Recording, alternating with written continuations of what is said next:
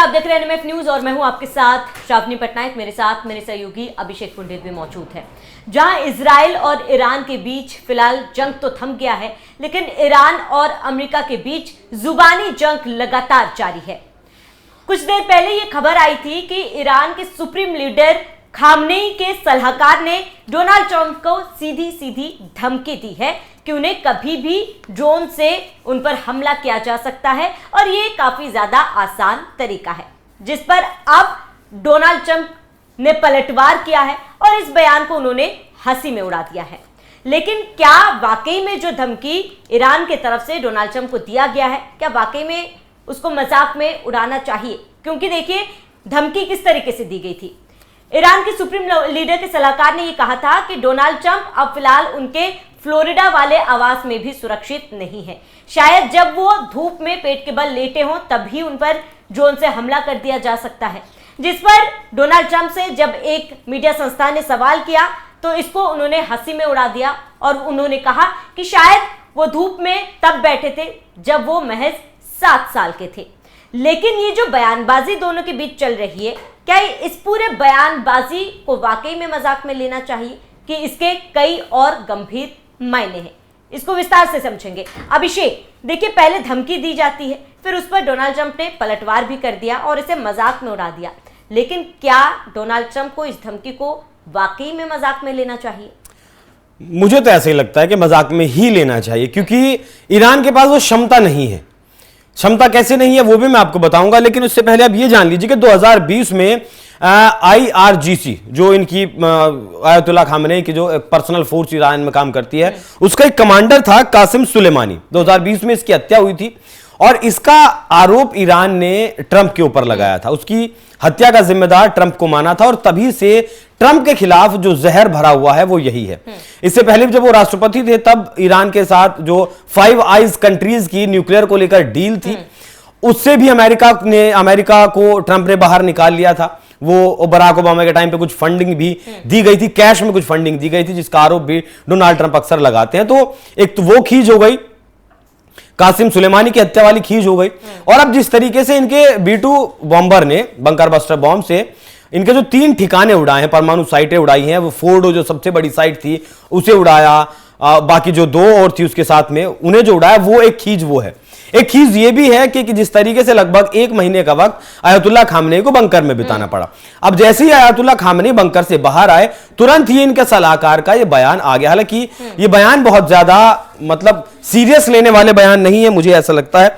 हालांकि यहां एक चीज और गौर करने वाली है कि इन लोगों ने एक ऑनलाइन ब्लड पैक्ट करके एक जिसे कहें कि मतलब अहदे खून इनकी भाषा में कहते हैं, उसके जरिए 225 मिलियन का डोनेशन इकट्ठा कर लिया है। लगभग 215 करोड़ रुपए, 225 करोड़ रुपए भारतीय रुपए में अगर बात करें तो ये ट्रंप की हत्या करने के लिए, ट्रंप को मारने के लिए इस तरीके का इन्होंने फंड इकट्ठा किया है। लेकिन यह संभव इसलिए नहीं है क्योंकि एक तो अमेरिका और ईरान की जो दूरी है वो 12,000 किलोमीटर है और ईरान के पास ऐसी कोई बैलिस्टिक मिसाइल नहीं है जो 12,000 किलोमीटर तय कर सके। ऐसा कोई ड्रोन नहीं है जो 12,000 किलोमीटर जा सके।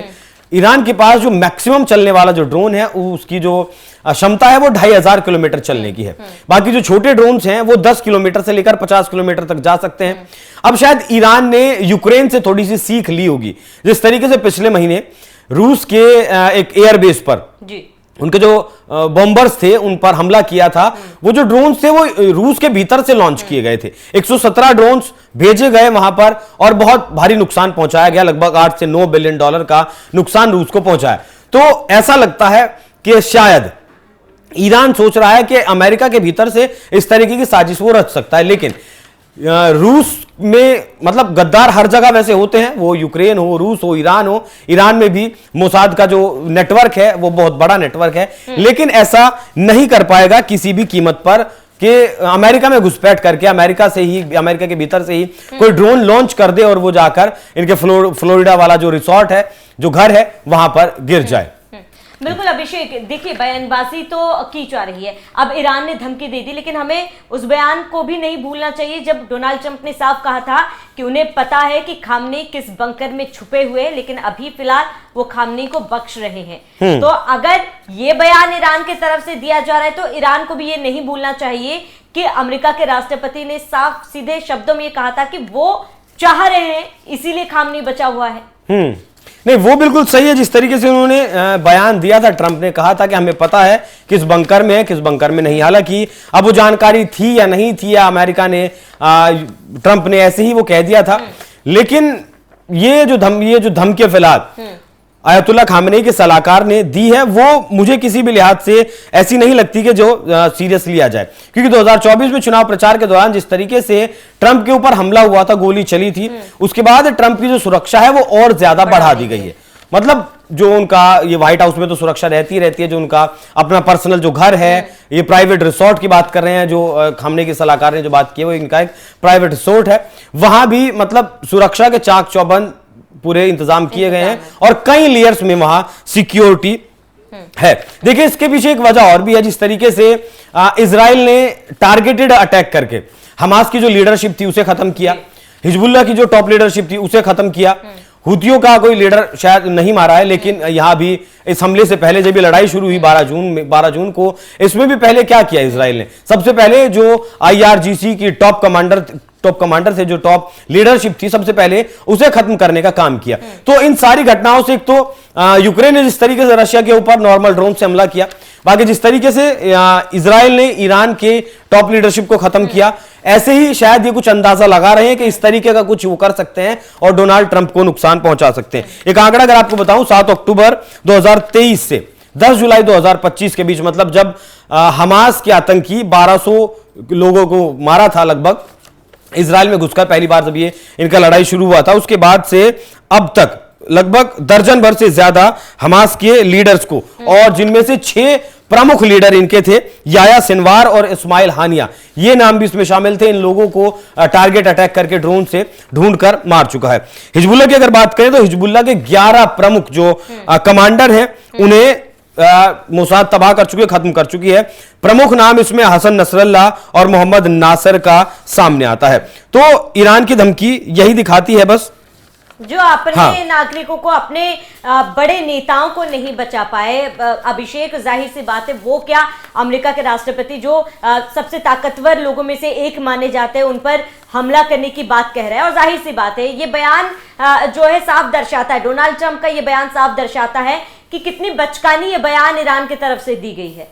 वो भी है, ऐसा बयान शायद जिस तरीके से सीज फायर करवाया गया ट्रंप के द्वारा, दोनों देशों ने माना भी है। अब उसके बाद 23 जून के बाद दोनों के बीच हमला नहीं हुआ है, उसके बाद इस तरीके के बयान देने से बचना चाहिए।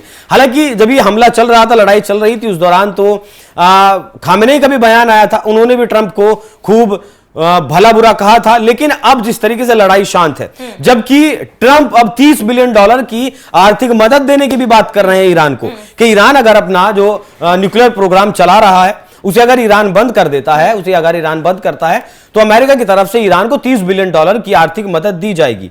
और बाकी भी चीजें धीरे धीरे पटरी पर लौट रही हैं। डील ट्रंप करना चाहते हैं, बातचीत की टेबल पर ट्रंप ने बुलाया है ईरान को। इससे पहले भी 5 दौर की बातचीत हुई थी, 2 महीने का जब वो वक्त दिया गया था, जिससे ऐसे ही 2 महीने का वक्त पूरा हुआ, उसके बाद इजराइल की तरफ से हमला किया गया था। 5 दौर की बैठक वहां भी हुई थी।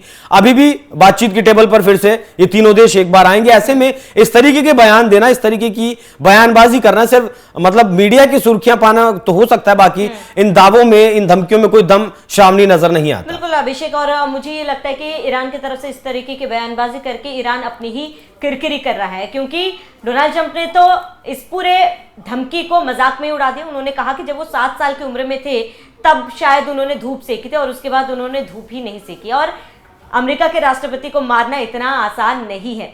ऐसे में ईरान की तरफ से जो धमकी दी गई, जो बयान दिया गया डोनाल्ड ट्रंप के लिए, उसको लेकर आपका क्या कहना है, हमें कमेंट कर जरूर बताएं। साथ ही बने रहिए NMF न्यूज के साथ।